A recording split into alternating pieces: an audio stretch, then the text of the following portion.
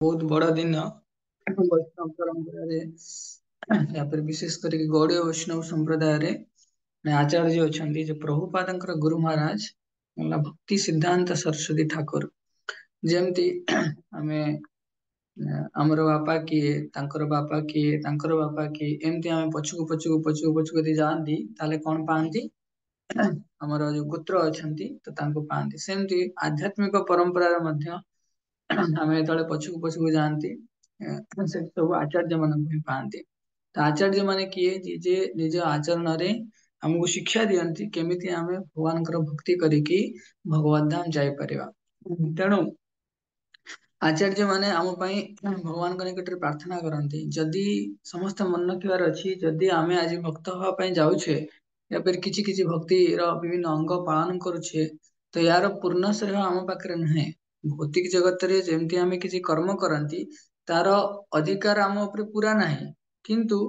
ଆଧ୍ୟାତ୍ମିକ ଜଗତରେ ଯେତେବେଳେ ଆମେ କିଛି ବି କର୍ମ କରନ୍ତି ତାର ଶ୍ରେୟ ଆମ ଉପରେ ନଥାଏ ଇସ୍କନରେ ଆମେ ଯେତେବେଳେ ମଙ୍ଗଳ ଆଳତି ସାରନ୍ତି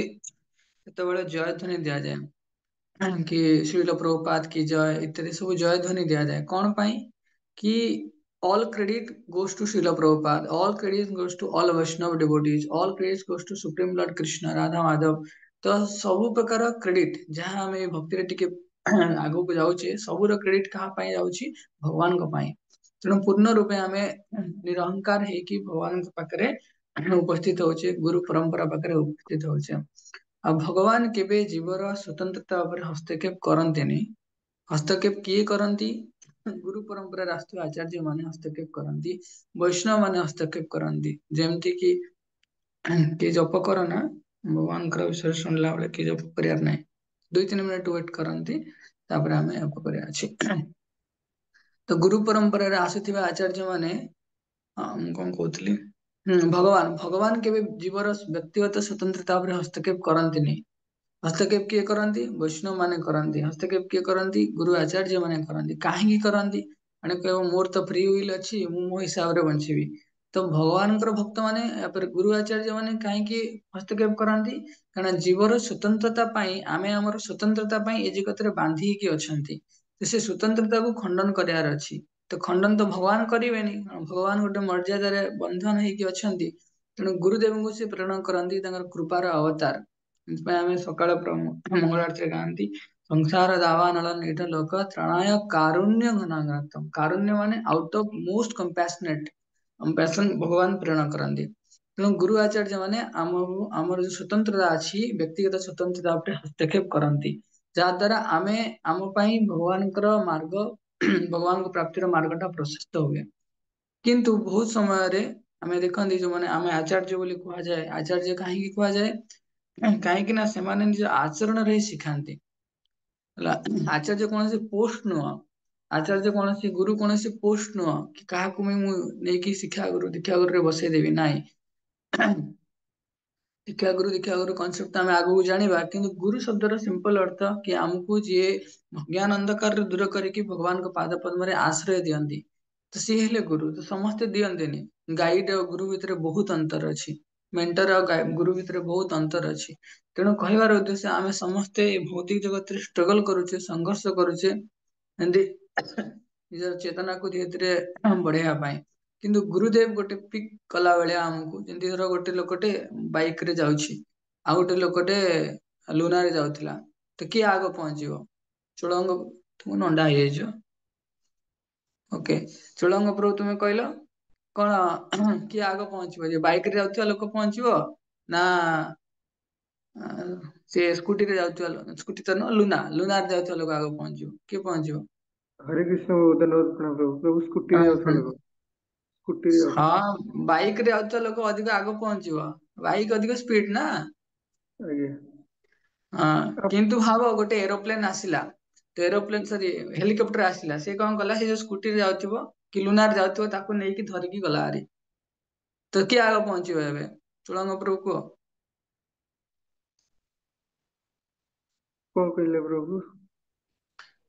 ସେ ଯିଏ ଲୁନାରେ ଯାଉଥିଲା ତାକୁ ଗୋଟେ ହେଲିକପ୍ଟର ଆଇଲା ତାକୁ ନେଇକି ପଳେଇଲା ଏବେ କିଏ ଆଗ ପହଞ୍ଚିବ ହେଲିକପ୍ଟରରେ ଯାଉଥିବା ଲୋକ ହଁ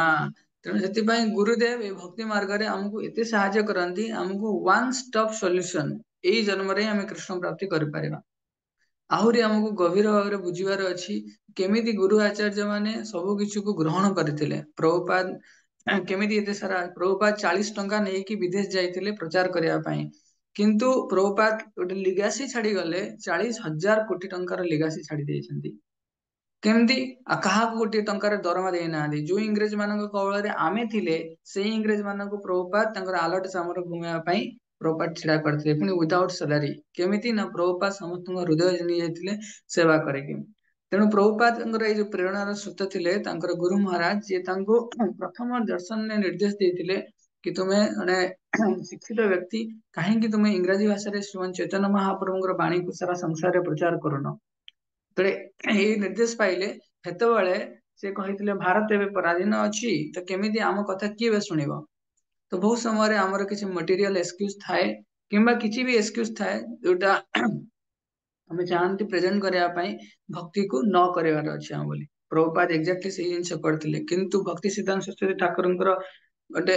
सुंदर तार रेस्पॉन्स थिला कि कृष्ण भावना मत हमर आत्मार बिजनेस हला सोल्स बिजनेस तेणु से यह कौन देश जातिर स्वाधीनता पराधीनता कौन प्रकार भौतिक भवबंधन उपरे निर्भर करे ना यह अति इमरजेंसी बिजनेस तेणु या जमीती हेले तुरंत या करार अच्छी तो पूर्ण रूप से समग्र वैदिक साहित्य एक स्वर रे यही कथा ही कहे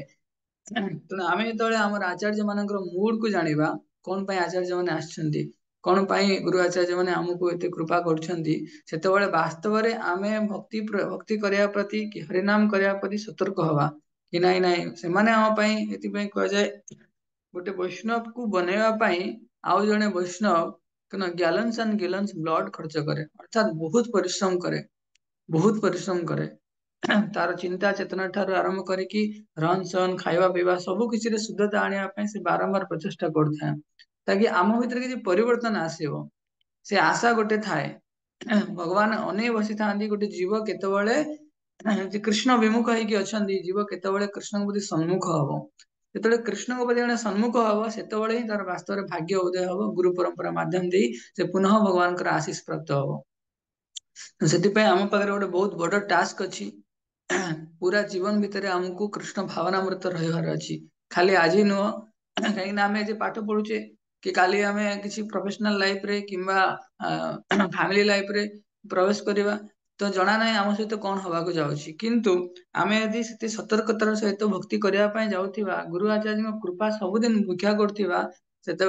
आम निश्चय भाव में उत्तीर्ण हवा जीवन जो लक्ष्य अच्छी तेणु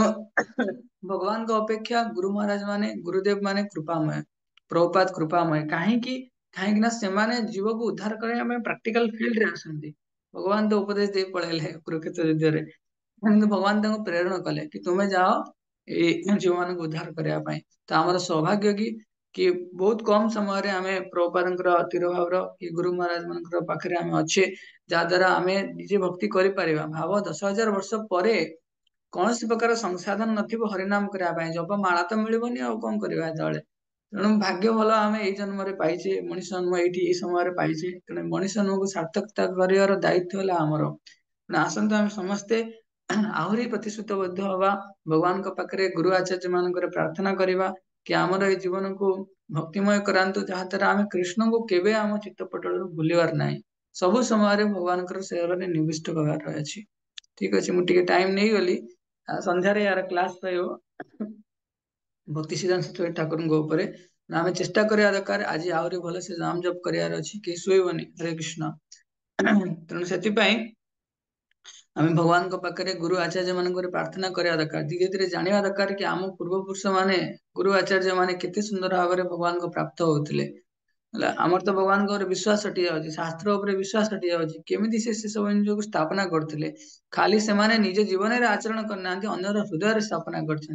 आम से हृदय जिते लोक हृदय भगवान ये सब जिन गुरु आचार्य माध्यम स्थापना कर आम भी जड़े हवार आवश्यक अच्छे ठीक अच्छे हरे कृष्ण श्रील प्रभुपाद की जय आसतु नमस्ते वैष्णव मान प्रणाम करवा वैष्णव माने वांछा कल्पतरु सदृश क्षमाशील दयार सागर एवं पतित जीवंकर उद्धारकारी दैनंदिन जीवन रे ज्ञात बा अज्ञात जदि कौन साधु गुरु वैष्णव निकट रे अपराध होता है ताले प्रातः मुहूर्त रे सेमानंग चरण कमल रे क्षमा प्रार्थना मागिने उचित वंशा कल्पतरुर्भ्यश्च कृपा सिन्धुभ्येव च पतितानां पावनेभ्यो वैष्णवेभ्यो नमो नमः। अनंत कोटि वैष्णव वृंद की जय। नामाचार्य श्री हरिदास ठाकुर की जय। वैष्णव ठाकुर श्रील प्रभुपाद की जय। श्रील भक्ति सिद्धांत सरस्वती ठाकुर तिरुभाव महामहोत्सव की जय। निताय गौर प्रेमानंद। हरे हरे। हरे कृष्ण।